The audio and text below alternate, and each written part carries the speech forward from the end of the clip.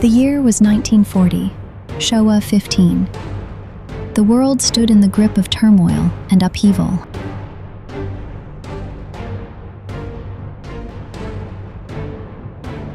Much of the European continent had fallen under the iron grip of Nazi Germany, while Britain endured a relentless rain of bombs, day and night, without respite.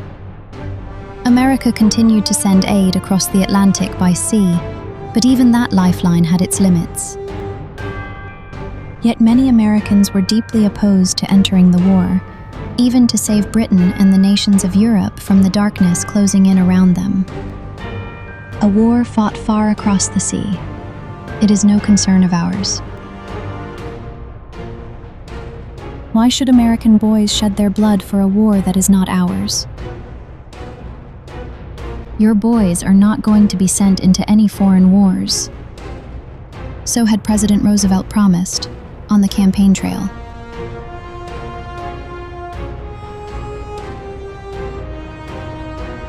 Even Charles Lindbergh, hero of the skies, raised his voice loud and clear against the war.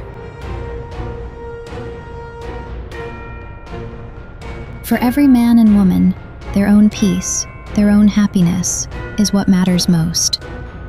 Nothing else comes close, and no one can be blamed for feeling that way.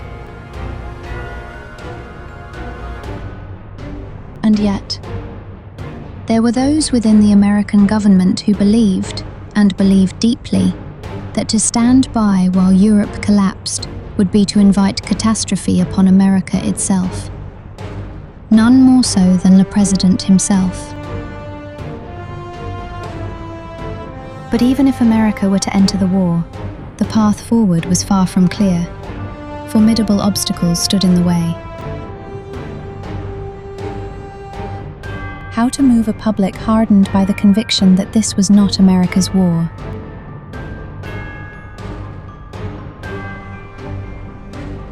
How will Japan move, bound to Germany by the tripartite pact?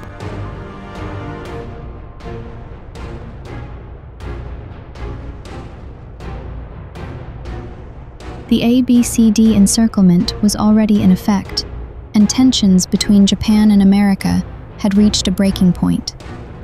To open hostilities with Germany would mean waging total war on two fronts simultaneously, against Japan as well. A two-front war, the nightmare every strategist, in every age, in every corner of the world, has dreaded above all else. Could such a perilous gamble ever be sold to the American people? For now, we have no choice but to wait and see. That was the frank assessment of the American leadership. Meanwhile, in Japan, the ABCD encirclement tightened its grip around a nation that lived and breathed by trade. Day by day, resentment toward America and Britain deepened, and the voices of anger grew louder. A heavy unease had begun to settle over the lives of ordinary people, a tension that would not lift.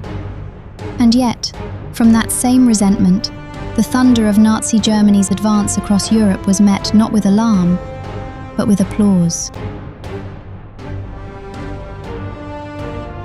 Don't miss the bus. That was the phrase on everyone's lips. It meant one thing: strike alongside Germany and teach America and Britain a lesson they would not forget. The relationship between Japan and the United States, warm and largely untroubled since the arrival of Commodore Perry, was now moving inexorably toward the point of no return.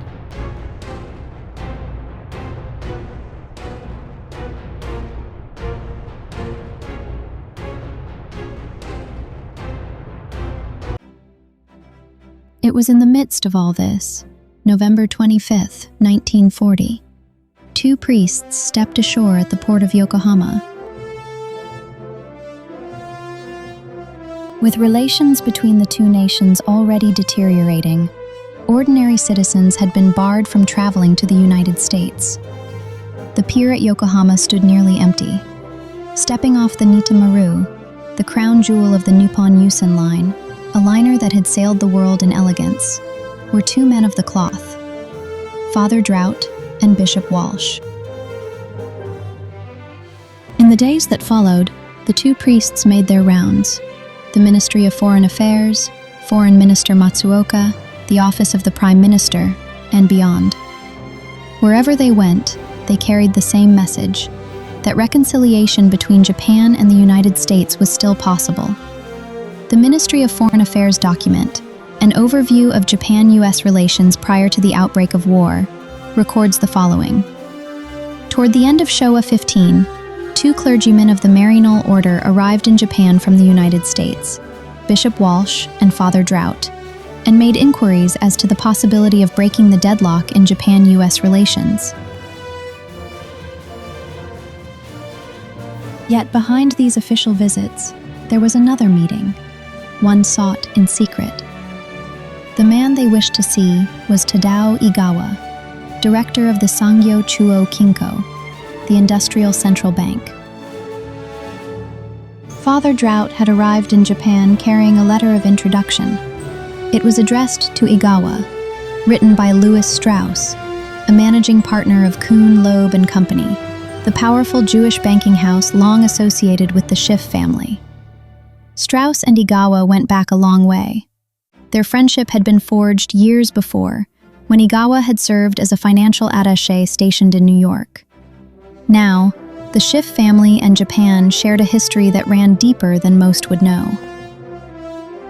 During the Russo-Japanese War, Japan, a small nation on the edge of Asia, struggled desperately to finance a war against the vast empire of Russia. In an act of last resort, Japan issued war bonds worth £10 million sterling. The man who stepped forward to underwrite half of that sum was Jacob Schiff, patriarch of the Schiff financial empire. Now then, when the two priests finally sat down with Igawa, they came to the point: the true purpose of their journey to Japan. If things continue as they are, relations between Japan and the United States will only grow worse, and war will become inevitable. We wish to open a secret channel of negotiation, to find a way back from the brink, and we are asking you to serve as our intermediary with the Japanese government. And behind the two priests stood not only Strauss, but President Roosevelt himself, and his trusted confidant, Postmaster General Frank Walker.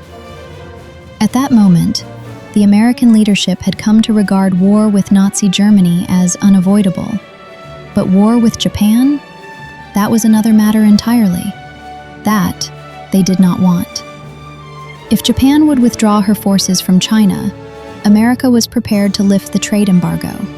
More than that, the two nations would move forward together, opening the markets of China side by side. Igawa wasted no time. He went straight to Prime Minister Konoe, a man he had known for some time, and laid everything before him. Konoe was fully in agreement, without hesitation. And yet, Konoe had long been wary of his foreign minister, Yosuke Matsuoka, a man of aggressive temperament and unpredictable passions. And it was none other than Matsuoka who had been the architect of the tripartite pact itself. Konoe had no wish to show his hand, and so he passed Igawa along, to the army. It was through Konoe's introduction that Igawa came to sit across from the man who would change everything, Colonel Hideo Iwakuro, chief of the Military Affairs section of the War Ministry. Iwakuro was no ordinary soldier. His knowledge ranged far beyond the military, encompassing politics, economics, and the natural sciences. A man of rare and restless intellect. He had recognized the importance of intelligence gathering earlier than most, founding the Imperial Army Nakano School, Japan's first and most celebrated school of espionage, and serving as the supreme architect of Japan's intelligence operations. Without hesitation, he pledged his full cooperation to the priests and to Igawa. And with that, the curtain rose on what would come to be known as the priest operation. The two priests returned to America without delay, reporting the fruits of their mission directly to President Roosevelt and his trusted confidant, Postmaster General Frank Walker. The president gave his blessing. With Iwakuro's support at his back, Igawa would now run the gauntlet of obstruction from the Ministry of Foreign Affairs and make his way to America. Matsuoka, suspecting the hand of the War Ministry behind Igawa, unleashed his fury at Army Minister Tojo Hideki in open cabinet session, shouting him down without restraint. Konoe, as was his nature, looked the other way. A man who craved the appearance of statesmanship but shrank from getting his hands dirty. Konoe would go on to make an already tangled situation far worse. In the midst of all this, Colonel Iwakuro received his orders, appointed as assistant military attaché at the Japanese embassy in Washington. He set off for the American capital with a soldier's resolve. Ambassador Joseph Grew, the American envoy to Japan, cabled Washington without delay. The dispatch of Iwakuro, the most capable officer in the Imperial Army, signals that the Japanese military is taking the prospect of peace with America in earnest. I would urge that he be received with particular consideration. Aboard the Tatsuta Maru, Iwakuro wasted no time. He asked Colonel Kenkichi Shinjo, a paymaster officer traveling on the same ship, to conduct a rigorous analysis of American economic power and national strength. Japan was dangerously underestimating the United States. Standing at a crossroads of the gravest consequence, Iwakuro felt it in his bones.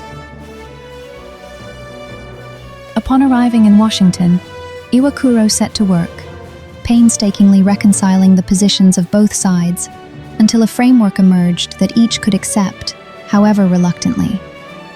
The result was the Japan-America Draft Understanding. At that moment, America was still eager for a settlement with Japan, and the terms reflected it. They were, by any measure, remarkably favorable to Japan. Secretary of State Cordell Hull gave his immediate agreement that the draft understanding would serve as the working document for direct talks between the leaders of both nations. All that remained was Tokyo's approval. If that came, a summit between the two heads of state awaited. In Honolulu, in Hawaii. Today, a summit between heads of state seems almost routine. But in those days, the very idea was extraordinary, virtually without precedent. That such a meeting was even on the table was a testament to the fierce determination and inspired ingenuity of those who had worked, in the shadows, to pull the two nations back from the brink. For America, nothing mattered more. At the moment it chose to enter the war against Germany, than knowing that Japan would remain neutral. Iwakuro found the answer. By stipulating that Japan would invoke the Tripartite Pact only in the event that Germany itself was the victim of active aggression from another power, he threaded the needle with precision. Should America move against Germany in the exercise of its right to self-defense, Japan would stand aside. America's demand had been met. At this moment, Secretary of State Hull turned to Ambassador Nomura with words that carried unmistakable urgency. Please obtain Tokyo's approval as quickly as possible. If it later emerges that Tokyo is saying no, the United States government will find itself in a very difficult position. Please ensure that it does not come to that we do not find ourselves saying, too late. Hull pressed the point again and again, urging, imploring, that Tokyo's endorsement be secured without delay. Never too late. It must never be too late. The draft understanding, cabled to Tokyo by Ambassador Nomura, landed like a thunderbolt. At a moment when so many had given up hope of ever restoring relations between the two nations, a light had broken through. The relief was palpable. People breathed again. But time was of the essence. Foreign Minister Matsuoka was away, traveling in Europe. The timing, as fate would have it, was notable. Under the old imperial constitution, the Prime Minister held the authority to act in the Foreign Minister's place in precisely such circumstances. Everyone assumed Konoe would act, that he would make the decision himself, and more than a few quietly thought, with Matsuoka gone, with his pro-German sympathies absent from the room, now was the moment. Now was the time. And yet,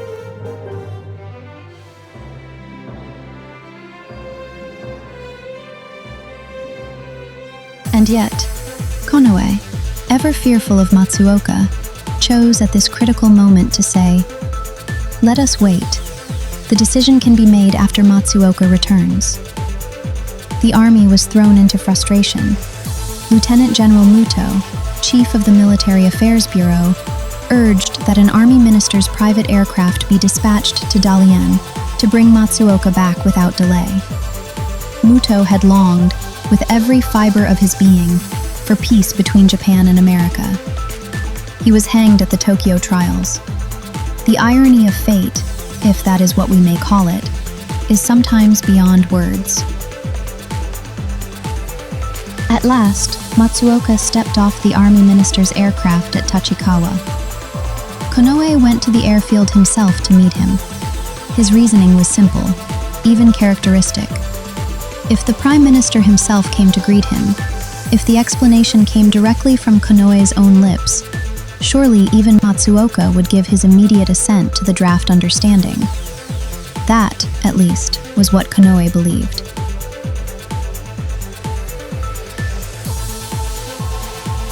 But Matsuoka's answer was not what Konoe had expected.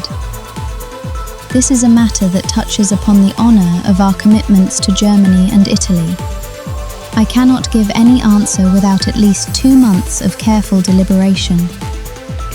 With those words, Matsuoka and the Ministry of Foreign Affairs behind him refused to move forward with negotiations based on the draft understanding. The door that had opened, so briefly, so painfully, was shut. At a moment when every hour counted, this was his answer.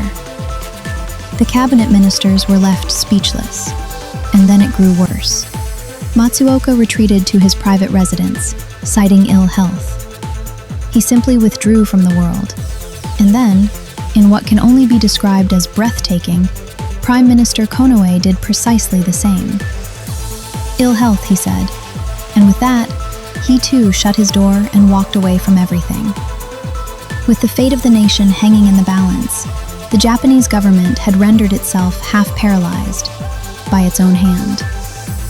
Lieutenant General Muto wasted no time.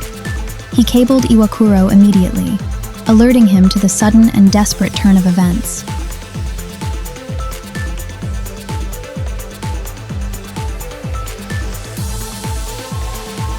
And then the truth emerged.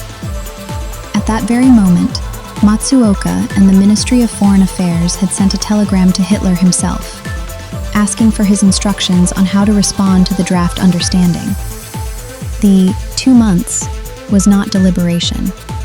It was simply the time Matsuoka expected to wait for Berlin's reply. Japan's foreign minister was not weighing the fate of his nation. He was waiting for his master to speak. Frustrated by the silence from Tokyo, Iwakuro picked up the telephone in New York and called Matsuoka directly, across the Pacific. "If you remain this unconcerned, the fish will surely rot, and when it does, every last bit of the responsibility will fall on your shoulders. You must understand that." His words were urgent. They were sincere. They changed nothing. I know. Matsuoka's hollow voice repeated the words across the vast distance between them. But the distance between the two men was far greater than any ocean could measure. And it did not stop there. Matsuoka and the Ministry of Foreign Affairs, their admiration for Hitler now beyond concealment, were preparing to send what amounted to a threat to the United States itself. "Even if you enter the war on Britain's side, you cannot stop the advance of Germany. It is futile. We urge you to reconsider." That was the message they wished to deliver to America. The Ministry of Foreign Affairs had become, in all but name, an outpost of Nazi Germany. And yet, none of this needed to be communicated. Every word exchanged in Japanese diplomatic code had already been read by American intelligence. Every last cipher, every last secret. Washington knew. It was Matsuoka's journey to Europe that had set everything awry. The man who called himself a master of diplomacy had fallen under the spell of the devil himself. Hitler had thrown even the cool and disciplined Germanic people into a crucible of mass hysteria. To deceive a man like Matsuoka, a prisoner of his own towering arrogance, would have been child's play. Less than that, even. Matsuoka believed, with absolute conviction, that he was the key. The one man who could bind Hitler, Mussolini, and Stalin together.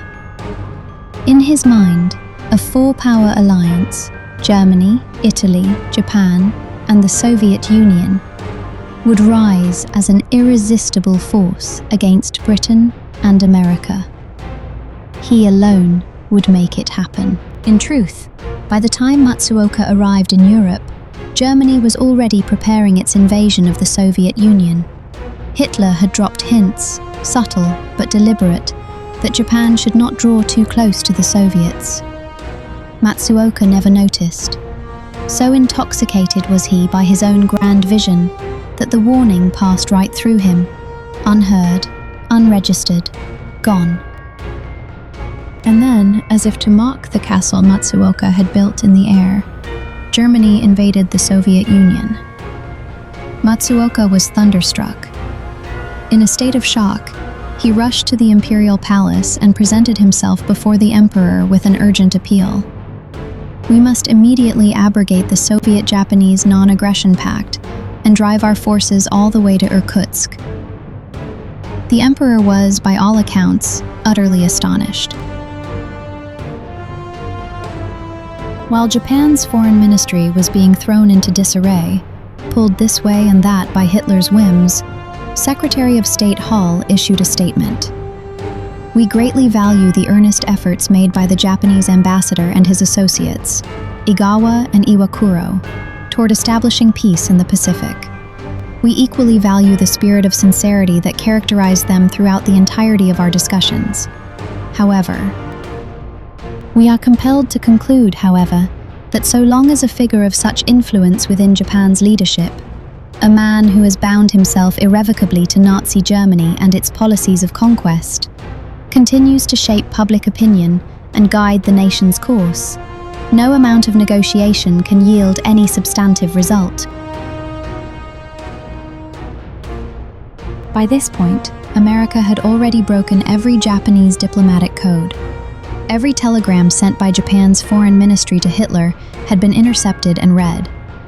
Washington now knew, with absolute certainty, that Matsuoka and the Ministry of Foreign Affairs had surrendered the very foundations of Japanese foreign policy to Hitler's direction. And with that, all hope was extinguished. Whatever negotiations Japan's foreign ministry would go on to conduct with America, they carried, at this point, none of the significance that post-war accounts would later ascribe to them. The game, in truth, was already over.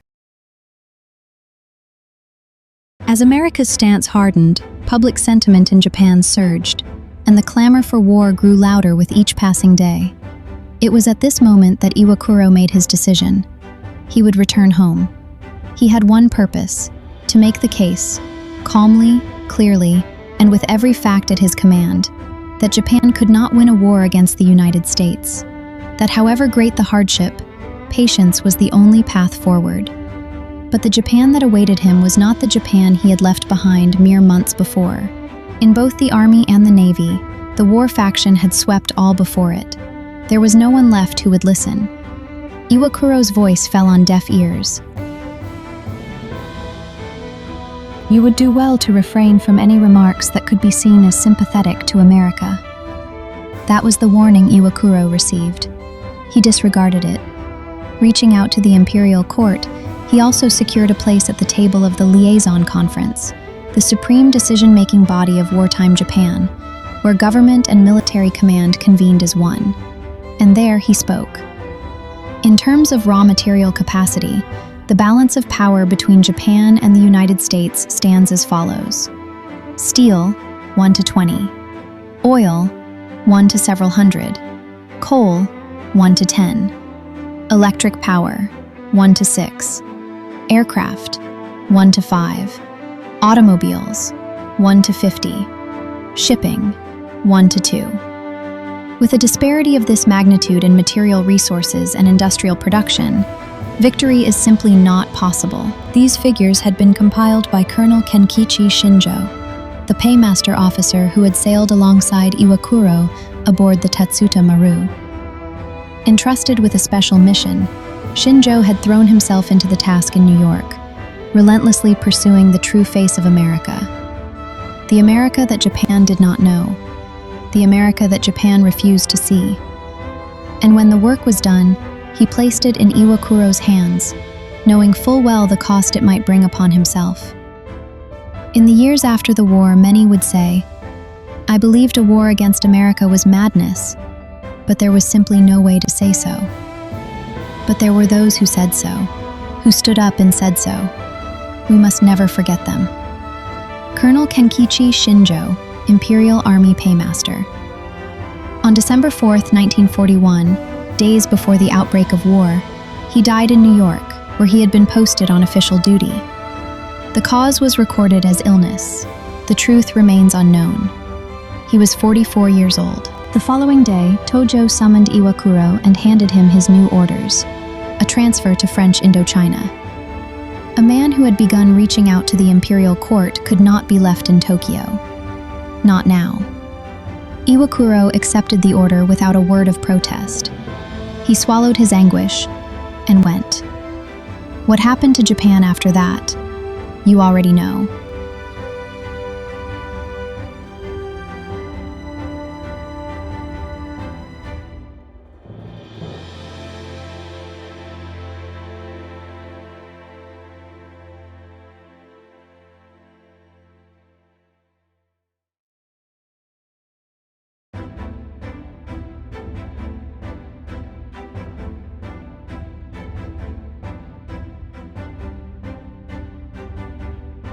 What became of Iwakuro? He joined the assault on Singapore as commander of the Konoe 5th Regiment and was gravely wounded in battle. He established a covert operations unit, the Iwakuro Kikan, conducting independence operations for India across the length and breadth of Asia. He clashed with Tojo and was relieved of his command. He served in the Burma campaign. His men paid a heavy price, but not one soldier under his command died of starvation, and not one was lost to a needless last stand. At the war's end, entrusted with a special mission, he was appointed Chief of the Military Affairs Bureau. After Japan's acceptance of the Potsdam Declaration, he flew home alone, slipping through the wartime flight restrictions that still blanketed Japan's skies, and reported for duty. After the war, America chose not to prosecute Iwakuro as a war criminal. When Britain sought to put him on trial for his role in India's independence movement, America refused to hand him over. India gained her independence. In the years that followed, he became a founding trustee of Kyoto Sangyo University, and among those he guided and inspired was Kei Wakaizumi, the man who, working quietly from the shadows, brought about the reversion of Okinawa to Japan.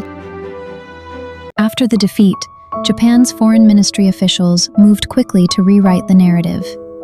The draft understanding had no realistic prospect of success from the very beginning, so they claimed, dismissing with a stroke of the pen the desperate, life-risking efforts of Iwakuro, Nomura, and all those who had given everything to prevent the war. At the same time, they called for a reappraisal of Matsuoka diplomacy, seeking to justify what Matsuoka and the foreign ministry had done. The press followed, the academics followed, and so, in the great surging tide of history, the Japan-America draft understanding, and the hopes and efforts of all those who had staked their lives upon it, was swallowed up, erased. Like foam upon the water, it vanished without a trace. And yet, the story was not entirely forgotten.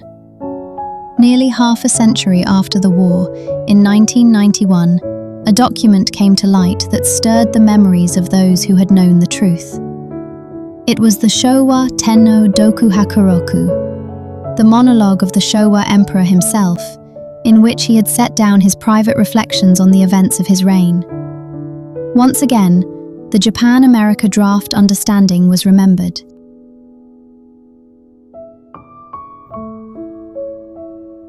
I had heard of the informal talks that began around the time of the Tripartite Pact, of the Catholic priests and Colonel Iwakuro and the others involved, but nothing beyond that. At the outset, things were proceeding very well, but at the critical moment, Matsuoka opposed it, and that was the end of it. The terms put forward by the other side were extremely favorable to Japan. The army was in agreement. The navy was in agreement.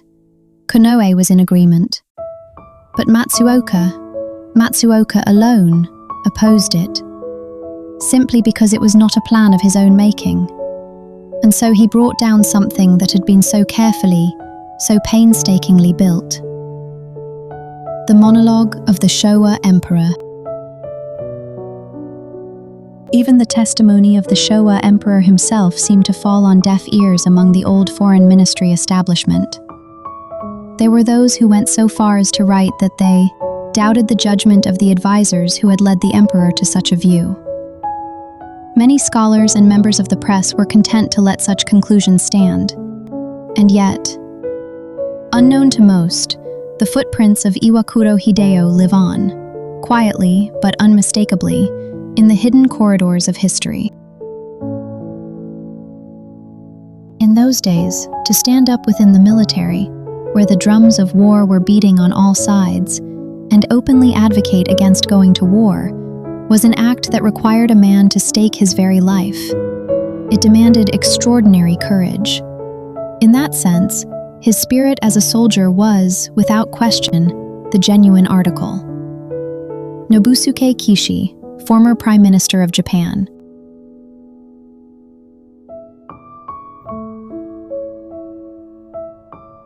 Had you been born a little earlier, the war might never have begun. Etsusaburo Shina, member of the House of Representatives.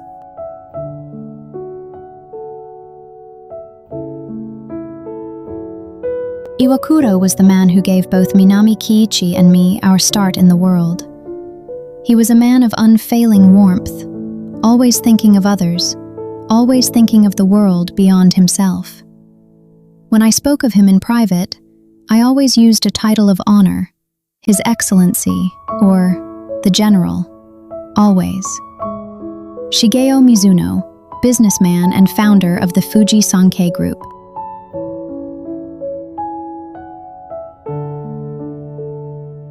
And yet, for a man who seemed to have faded into the currents of history, there were many who never stopped speaking of Iwakuro. His presence could still be felt, even in the turbulent years of post-war Japan. In 1959, Bishop Walsh, who had been engaged in missionary work in China, suddenly vanished. Whether he had been arrested by the Chinese government or what had become of him was not yet known. He had simply disappeared. Iwakuro reached out to Furui Yoshimi, a liberal Democratic Party politician traveling to China on matters related to the Japan-China Memorandum Trade, and asked him to inquire of Premier Zhou Enlai about the bishop's whereabouts and safety. Zhou Enlai's reply was brief. We looked into it. We could not find out. It would later come to light that Walsh had indeed been arrested and imprisoned by the Chinese government. He was eventually freed, through secret negotiations conducted by Henry Kissinger. And it was around that same time that Kei Wakaizumi, the man Iwakuro had guided and inspired, his closest disciple, was engaged in his own series of secret negotiations with Kissinger, working quietly in the shadows toward the reversion of Okinawa to Japan. The threads of history, it seems, have a way of crossing in the dark. After the war, Iwakuro rarely stepped into the light. He worked, as he always had, from the shadows, devoting himself quietly to the rebuilding of Japan. His vast knowledge and the wide web of human connections he had woven over a lifetime became a resource for many. a quiet, steady force that helped carry Japan through the long years of recovery.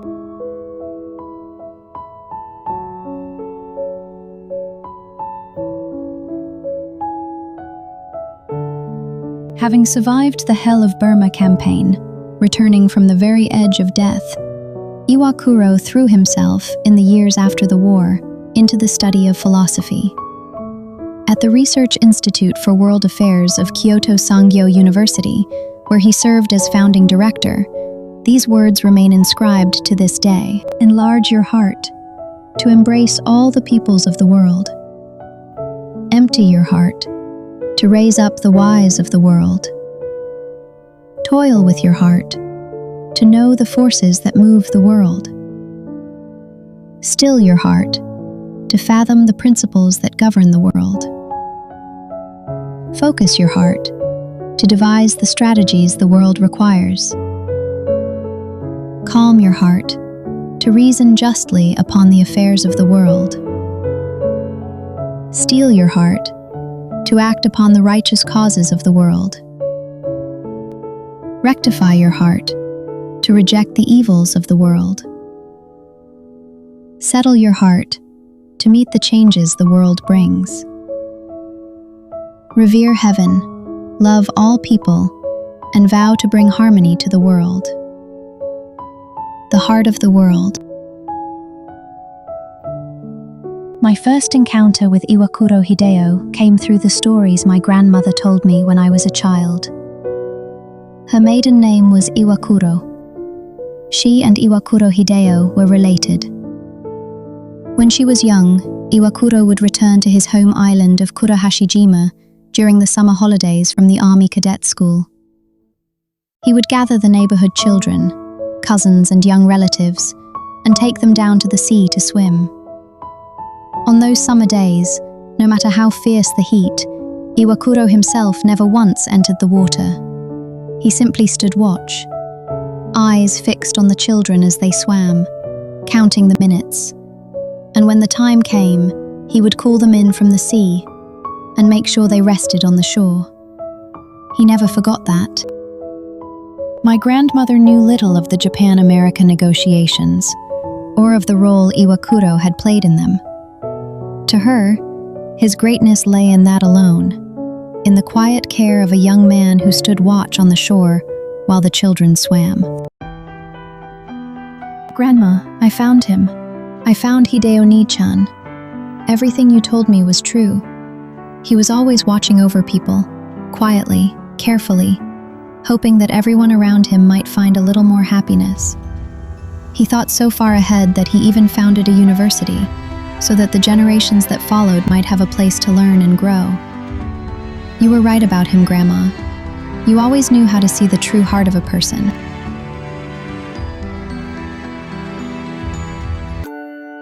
To Father Graham MacDonald, Maryknoll Missionary, I dedicate this presentation with heartfelt gratitude for your generous cooperation, advice, and for serving as a guiding light in my life.